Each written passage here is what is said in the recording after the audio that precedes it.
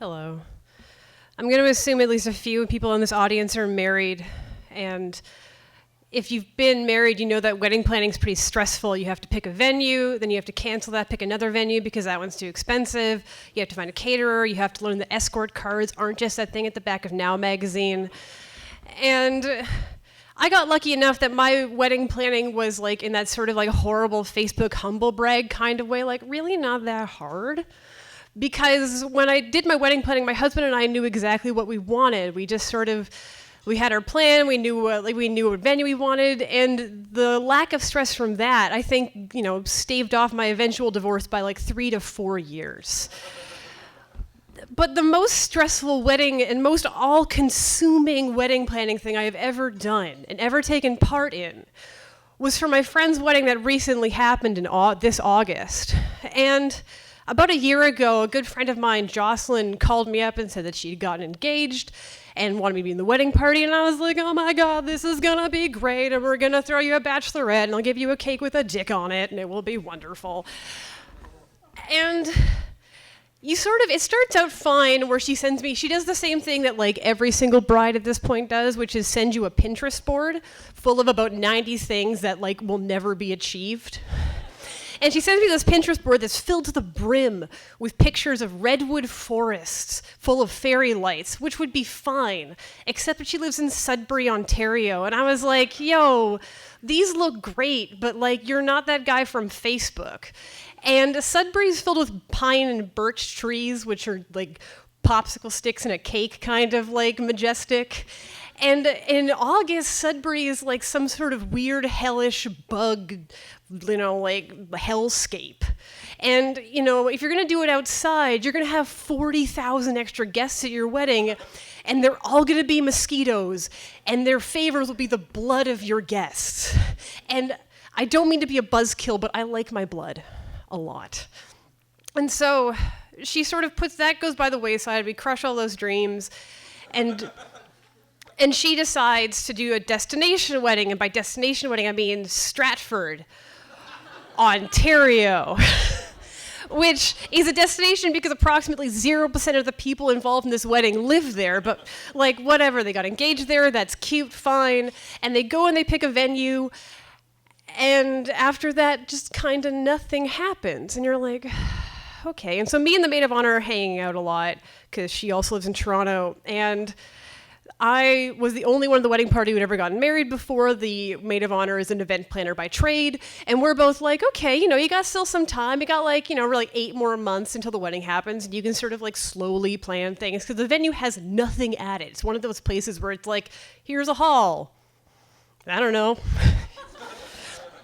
And as the weeks and months tick on, like nothing's happening. And we're talking to the bride and we're like, yo, have you thought about like food?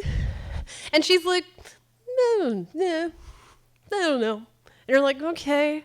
And wedding stress is one of those weird sort of things that like it sort of engulfs people. Normally it engulfs the couple and occasionally like parents, but in this case it took over the lives of me and the maid of honor. Like it was this weird, like horrible specter that settled in on us, like a version of a Stephen King novel as interpreted by people who read The Knot.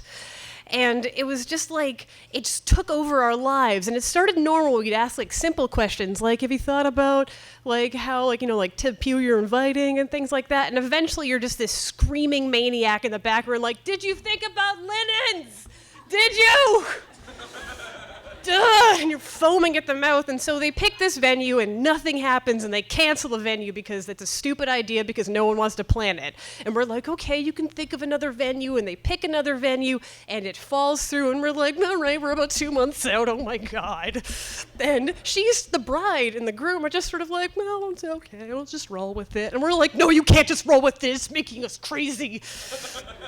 And we're like foaming at the mouth at this point, like you've got to pick some place. And so 2 weeks before the wedding, she's like, oh, I picked a venue. And I'm like, that's great. That's wonderful. Ugh, like dying inside, like you gotta pick something. So they pick a venue and everything looks like it's gonna be okay. And me and the maid of honor finally sort of start to feel that crazy just all-consuming specter like start to lift off of us, like, oh my God, thank you. Like, things are gonna be okay. And they were, until the day of the wedding, when things immediately got crazy again and the specter just sort of was like, surprise, and showed up again. Because the day of the wedding, I get to the venue and I get to the hotel where we're getting ready, and I look at the bride and I was like, she had made all these beautiful paper flowers for the wedding party to carry down the aisle, and I was like, those are lovely. And she's like, thanks. And I'm like, what are you gonna carry? And she goes, one of those. And I'm like, there's 4. And there's 5 people in the wedding party. Oh my God. And it's like all the stress comes right back, and it's just like, you gotta find some flowers right now. And so next thing you know, it's me and the maid of honor back in the car, and we're driving to a florist, and we're making the bouquet because the florist wouldn't make one. So I'm in the B&B making a bridal bouquet the day of the wedding, and also doing all of the makeup for the entire wedding party. And like just stressing and like, we gotta make it perfect, because all you want is for your friend's wedding to be beautiful and wonderful and lovely and stress-free for them, or at least as stress-free as possible, even at the expense of your own sanity. Like, to the point where about like a month out of this wedding, when nothing was happening, I looked at her and I was like, you know, you could just give me some money and I'll plan a surprise wedding for you. Like, I'll just do it right now. And she's like, all right, maybe. And I was like, oh my God. And I'm sitting there, and the bouquet's been made, and I'm sort of like starting to calm down again, and she's on the phone talking to the groom, and I look over and I realize that they're debating what time the ceremony's at. And I was like, you guys are fucking made for each other, man. This is, holy crap. They're like, is it 6:30? What time was on the invite? Was it 7? I'm like, oh my God. You had one job. And that's show up at the correct time to get married. You should have let me plan the surprise wedding. And so eventually everything went fine, and I look at this wedding and I sort of like step back. I'm about a month out from this now, and the wedding was beautiful, everything was lovely.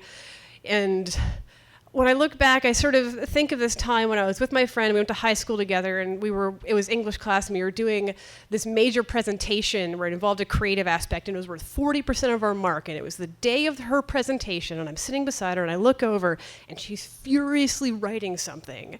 And I was like, yo, is that your presentation? She's like, yeah. You know that's worth 40% of your mark, and you're doing it in 10 minutes, right? She's like, I know. And she's writing and she's writing and she's writing, and she goes up, she does it, and she gets an A because there is no God. But much like that presentation, the wedding went off without a hitch. Everything was beautiful, and I'm eternally glad that it was, because it would have been much more sad if it hadn't. But if it taught me anything, it was that you can obsess and you can freak out and you can stress about these things, but sometimes they just work. So, thank you very much.